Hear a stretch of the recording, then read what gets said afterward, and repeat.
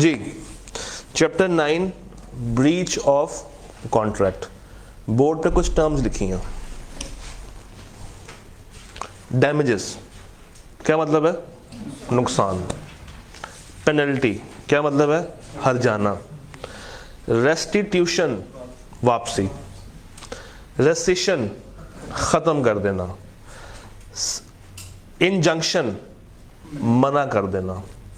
Specific performance वही बंदा वही काम करके देगा, जिसको हम स्लैंग वर्ड में बोल सकते हैं यही बंदा यही काम करेगा। This is specific performance. ये सारी बातें कब सामने आती हैं? जब ब्रीच हो जाए। And what is breach?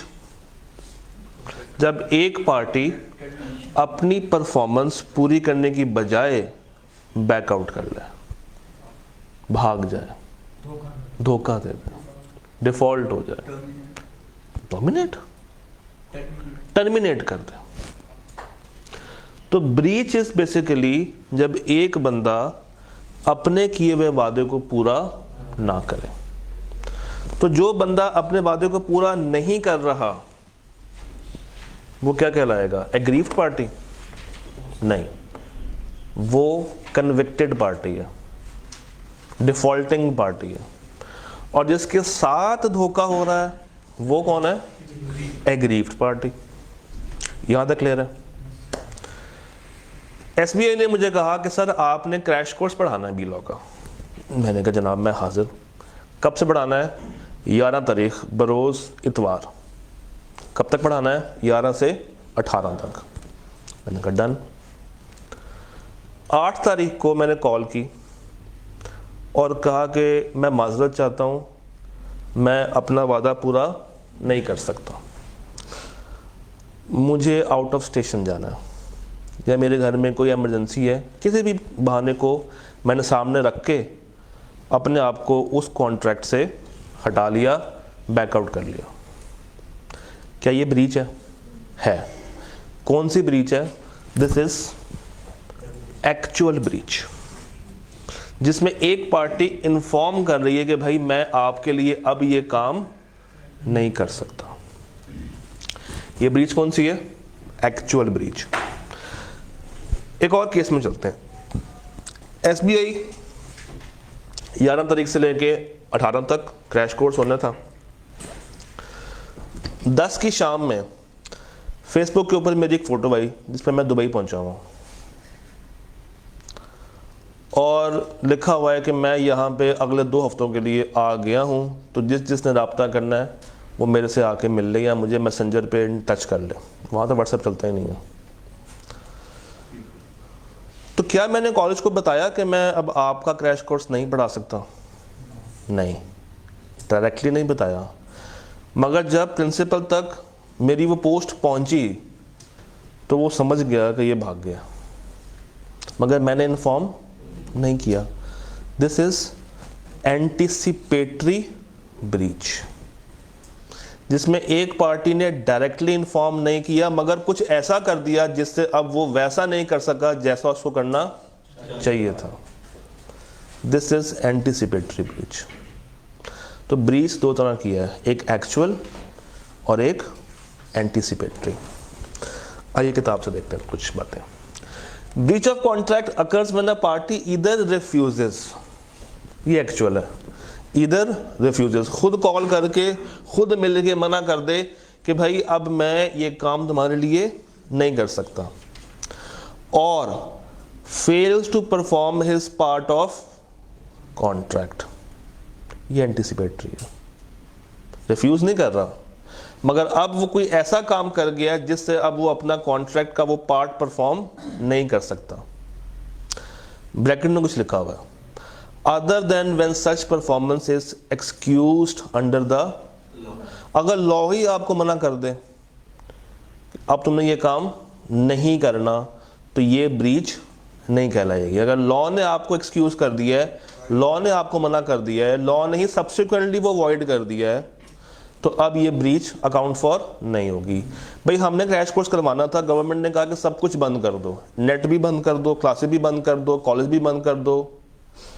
तो अब मैंने बैकआउट किया? नहीं। क्या कॉलेज ने बैकआउट किया? नहीं। It is excused under law. Breach की कुछ कंपनसेशंस होती हैं। नॉर्मली इसमें हम लोग एक टर्म यूज करते हैं डैमेजेस का, और डैमेजेस दो तरह के होते हैं, एक ऑर्डिनरी डैमेज और एक स्पेशल डैमेज।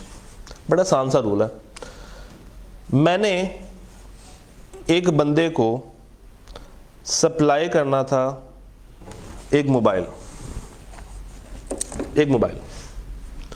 मोबाइल की कीमत थी 50,000 रुपया। यानी कि मेरा कॉन्ट्रैक्ट हुआ है दूसरी पार्टी के साथ कि मैं तुम्हें 50,000 का मोबाइल दूंगा। मुझे ये मोबाइल अपने सप्लायर से मिलना था 40,000 रुपये का। तो मुझे कितने का प्रॉफिट आता? 10,000 रुपये का। मुझे मेरे सप्लायर ने वो मोबाइल टाइम पे प्रोवाइड नहीं किया, तो मैं मार्केट में उतरा। मैंने वही वाला मोबाइल ढूंढा, तलाश किया, मार्केट से वो मुझे मिला 43,000 का, और आगे मैंने दे दिया 50,000 रुपये का। तो मुझे कितना प्रॉफिट बचा? कितना बचना था? कितना मिला? कितना कम मिला? ये 3 मैं रिसीव करूंगा अपने सप्लायर से। This is ordinary damage, the difference between contract price and market price. मेरा उसके साथ कॉन्ट्रैक्ट प्राइस क्या था? 40 का।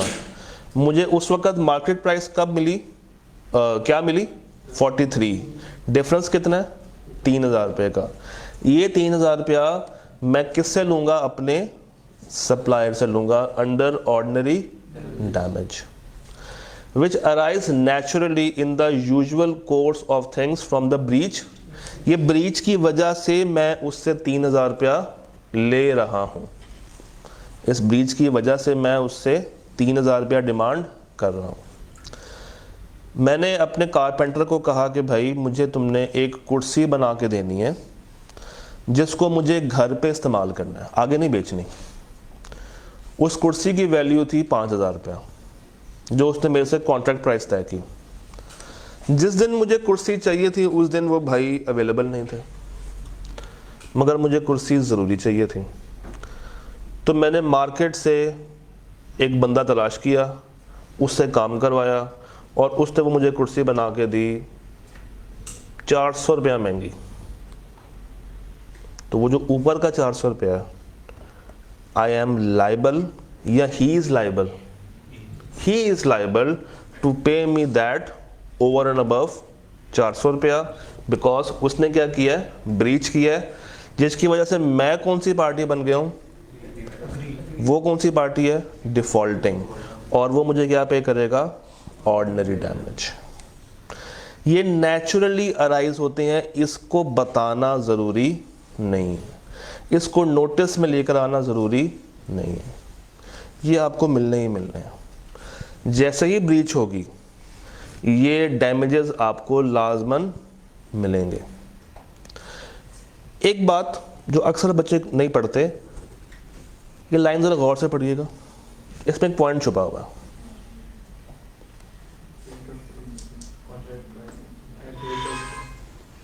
कि इसमें क्या कोई ऐसी बात है जो कि आपको तंग कर रही हो, परेशान कर रही हो? कुछ तो गड़बड़ है। थे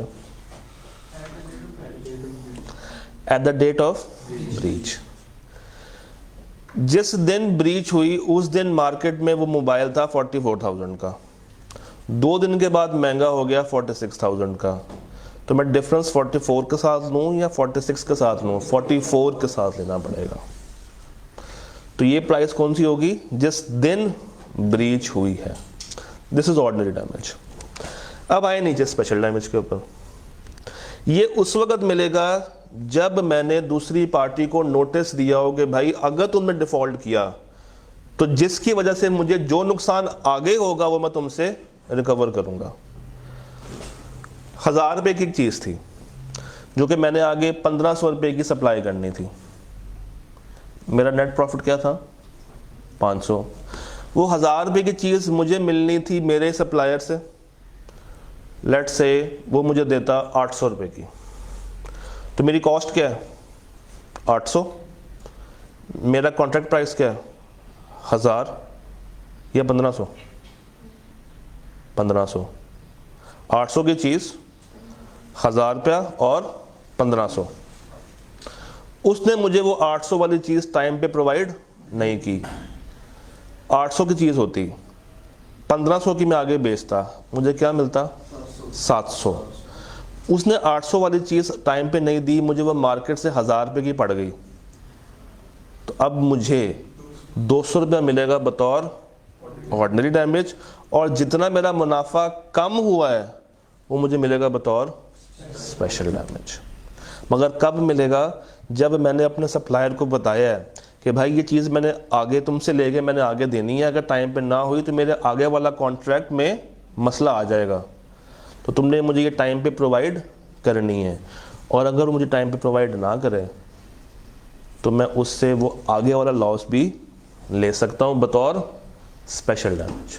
मगर इसके लिए ज़रूरी है कि आपने उसको बताया हो, नोटिस दिया हो, और अगर नोटिस आपने नहीं दिया तो फिर आप ये क्लेम उससे नहीं कर सकते। सिर्फ क्या क्लेम करेंगे?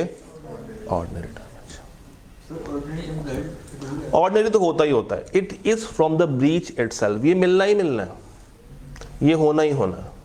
मगर इसके लिए ज़रूरी है कि आपने कम्युनिकेट किया हो, उसके नोटिस में वो बात लेकर आए हो। Remote and indirect losses. 800 रुपये का सामान मिलना था जो कि मैंने आगे 1500 रुपये का बेचना था, मुझे उसने टाइम पे सप्लाई नहीं किया, मुझे वो चीज़ मार्केट से भी नहीं मिली, 700 का लॉस हो गया। मैं इतना दिल बर्दाश्त हुआ कि मैंने मुल्क ही छोड़ दिया, मैं कनाडा चला गया। कनाडा जाके मैंने ट्रक ड्राइवरी शुरू कर दी, वहाँ पर जाकर मैंने 2 गाड़ियों को ठोक भी दिया, जेल में चला गया, जुर्माने भी हो गए। वापस आया काफ़ी डॉलर्स का नुकसान करके। फिर एक दिन मैंने बैठ कर सोचा कि ऐसा क्यों हुआ, तो मुझे याद आया कि वो एक लॉस हो गया था जिसकी वजह से मुझे मुल्क छोड़ना पड़ा। तो मैं वापस गया उस बंदे के पास और जाके कहा कि भाई तुम्हारी वजह से मैंने मुल्क छोड़ा, तुम्हारी वजह से मैंने वहाँ पे डॉलर्स में फ़ाइन पे किया, मैंने टिकट कराई, मेरा ख़र्चा वगैरह हुआ, अब तो मुझे क्या दो, वो सारे पैसे रीइंबर्स करो जो 30 लाख रुपए का नुकसान हो गया मेरा। तो क्या मुझे 30 लाख रुपए का नुकसान मिलेगा? दिस इज रिमोट या इनडायरेक्ट लॉस। वो तो करेगा ही करेगा, वो तो होना ही होना है। अगर वो ना करे तो आप उससे लेंगे, अगर वो ऑर्डिनरी है तो। मगर ये 30 लाख रुपया मुझे नहीं मिलेगा। This is remote. रिमोट कहते हैं दूर का। इनडायरेक्ट, उससे डायरेक्ट उसका ताल्लुक नहीं है। Some losses clearly result from the breach of contract but are considered too remote, और ये क्या है? अनफेयर है, ये आप क्लेम नहीं कर सकते, इसकी कोई कंपनसेशन आपको नहीं मिलेगी। तो ऑर्डिनरी मिलेंगे मिलेंगे, ये कभी भी नहीं मिलेंगे। और ये कब मिलेगा? जब आपने पार्टी को टाइमली कम्युनिकेट किया हो, बताया हो। कुछ रूल्स हैं हमें पता होने चाहिए। अगर एक बंदा राइटफुली रिस्काइंड कर दे, रिस्काइंड कहते हैं ख़त्म कर देने को, कैंसिल कर देने को। अगर एक पार्टी राइटफुली अपना राइट इस्तेमाल करते हुए एक कॉन्ट्रैक्ट को ख़त्म कर दे, तो जितना लॉस हुआ है वो उसको रीइंबर्स किया जाएगा, कंपनसेशन उसको मिलेगी, दोनों पार्टीज को मिलेगी। Compensation for damages from the breach of quasi contract shall remain the same as in other contract. अगर आपने कोई कोजाई कॉन्ट्रैक्ट किया है और उसमें कोई डैमेजेस आ रहे हैं, कोई ब्रीच आ रही है, तो उसके भी वही रूल्स हैं जो कि नॉर्मल कॉन्ट्रैक्ट के हैं। तो ये बात और ये बात दोबारा से पढ़ने की ज़रूरत नहीं है। ये दो बातें मजे की हैं। वो कहता है जब आपने लॉस एस्टिमेट करना है ना ब्रीच का, तो 2 बातें ध्यान में रखनी है। Number 1, In estimating loss arising from a breach, the means which existed of resolving the inconvenience caused by breach must be taken into account. अगर आपके सप्लायर ने आपसे कहा होता कि भाई 2 दिन रुक जा, मैं तुझे सामान दे दूंगा, अभी मेरे पास अवेलेबल नहीं है, कुछ टाइम ठहर जा, मैं तुझे सामान ला दूंगा, तुम आगे बेच देना। अगर तो आप ये काम कर सकते हैं, होल्ड कर सकते हैं, तो कर लें। बट अगर होल्ड नहीं कर सकते तो फिर आप कहाँ जाएंगे? मार्केट में। जब आप मार्केट में पहुंचेंगे तो आपने कोशिश करनी है कि उस लॉस को कम से कम रखें, बढ़ाएं ना फजूल में। एक चीज जो 700 रुपये का लॉस आपको दे रही है, वही चीज आपको डिफेंस की मार्केट से थोड़ी सी महंगी मिल जाए, तो इस नियत से कि मुझे वो पैसे रिकवर हो जाएंगे तो मैं लॉस को बढ़ा दूं, ये काम नहीं करना। जान के लॉस को बढ़ाना नहीं है, हमेशा उसको कम से कम रखने की कोशिश करनी है। ड्यूटी है किसकी?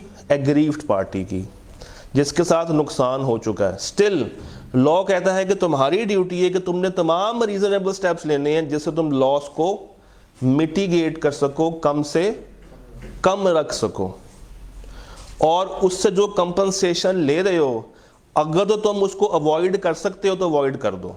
जानबूझ के किसी से कंपनसेशन लेना हमारा इरादा नहीं है।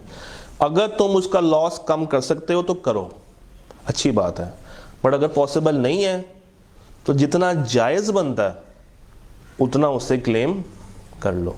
तभी रिमोट और इनडायरेक्ट हम अलाउ नहीं करते हैं, तभी ये बाय डिफ़ॉल्ट है। और ये कब मिलेगा? जब वो चीज़ नोटिस में आई हो। फिर पेनल्टी। लॉ ने पेनल्टी शुरू की और ख़त्म बड़े भयानक तरीके से की है किताब ने। असल जो एक्ट है उसके अंदर बहुत बातें और भी लिखी हुई हैं, मगर इन्होंने सिर्फ ये 4-5 बातें की और बस साइड पे हो गया। कभी कभी ये होता है कि लोग शुरू में ही एक अमाउंट तय कर लेते हैं कि अगर हम में से कोई भी बैकआउट करेगा irrespective of the actual breach या एक्चुअल डैमेजेस, एक फिक्स अमाउंट तय कर लेते हैं जो हम एक दूसरे को पे करेंगे अगर कोई भी हम में से बैकआउट करेगा। ए और बी के दरमियान एक कॉन्ट्रैक्ट था, दोनों ने ये डिसाइड किया, लिखा कॉन्ट्रैक्ट में कि हम में से कोई भी अगर बैकआउट करेगा तो वो दूसरे को 10,000 रुपया देगा, और कॉन्ट्रैक्ट की असल प्राइस है 1 लाख। मुनासिब है? लाख के पीछे 10,000 की अमाउंट, इट्स ओके। ये डैमेजेस नहीं है, ये क्या है? पेनल्टी।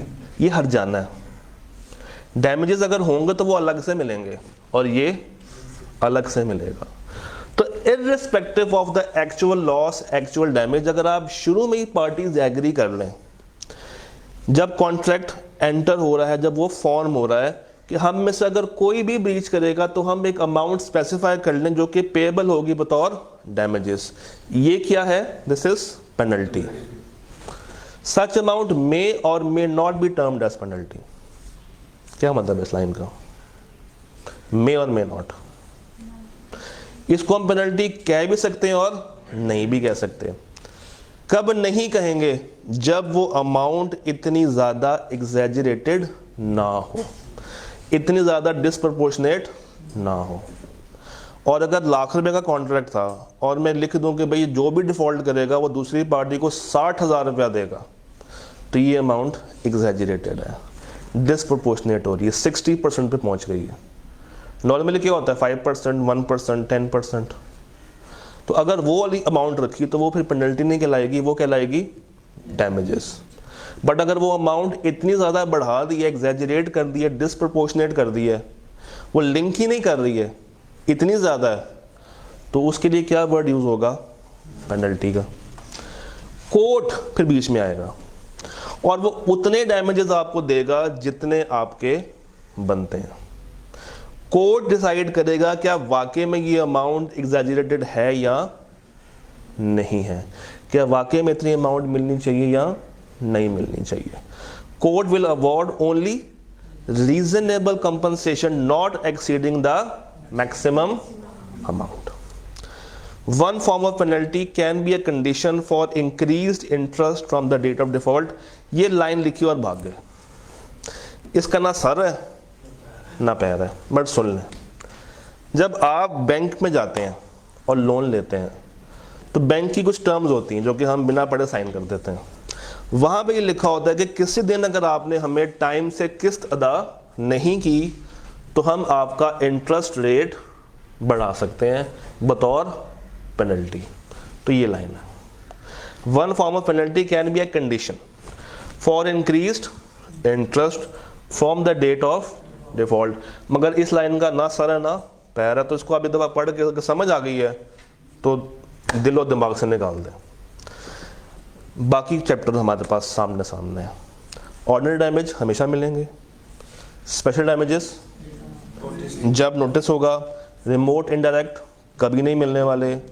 पेनल्टी कब पेनल्टी कहलाएगी, जब वो अमाउंट एग्जैजरेटेड है और डिसप्रोपोर्शनेट है। पेनल्टी क्या है, जो आप at the time of formation decide कर लें, एक स्पेसिफिक अमाउंट पकड़े, डिसाइड कर लें कि हम में से जो भी बैकआउट करेगा उसको इतनी अमाउंट मिलेगी। This is penalty. डन। अच्छा मैं आता हूँ एक सेकंड।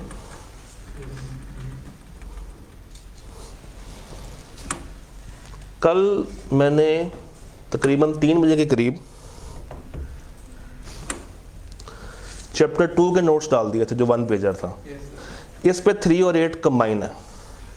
3 डेफिनेशंस, एसेंशियल्स, कॉम्पिटेंट और ये बाकी बातें। 8 सिर्फ इतना है। तो इस पेज पे आपको 3 और 8 मिल जाएगा। इसी तरह अगर मैंने यहाँ पे किया हो सही, हाँ किया हुआ, दिस इज फॉर 5 एंड 10। ये 5 है और इतना क्या है 10 है।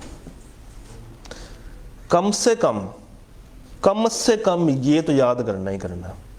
अगर किसी दिन चैप्टर नहीं तैयार हो रहा, नहीं याद कर रहा, दिल नहीं कर रहा, तो कम से कम ये बातें ज़हन में होनी चाहिए at a very minimum, at a very minimum. और ये चैप्टर्स बहुत छोटे हैं। 2 मेरे बस किताब भी है सच। 2 क्या है, 2 1 पेज 1.5 पेज का है। 2 3 मेरे पास 2 पेजेस का है। इसके बाद 5 1 पेज का है, 8 1 पेज का है, 10 सवा पेज का है, उसमें डायग्राम है, उसको निकाल दो वो भी 1 पेज का बन जाता है, और 9 भी 1 पेज का। जितने 1 पेजर्स 2 पेजर्स 3 पेजर्स हैं हमने 2 दिनों में उसको ख़त्म किया। हमारे पास क्या रह गया, 4 6 और 7। अब मेरा एक सवाल आपसे है, डेमोक्रेसी कर लेते हैं। क्या हम कल 4 के साथ 7 को जोड़ें या 6 7 करें? का 6 7 कर लें और 4 को नेक्स्ट डे पे ले आए, डन। का 6 7 के साथ फिर 9 जोड़ेंगे फिर से, क्योंकि परफॉर्मेंस के साथ वो ब्रीज को टेस्ट करता है। तो कल सुन लें, कल थोड़ा सा डेमोक्रेसी के तहत जो आपने स्केड्यूल को तोड़ दिया मेरा, 6 7 कल होगा और उसके साथ 9 को दोबारा से डिस्कस करेंगे, क्योंकि रिसेंटली वो परफॉर्मेंस के साथ ब्रीज को टेस्ट कर रहा है। तो 6 7 करेंगे, साथ 9 करेंगे।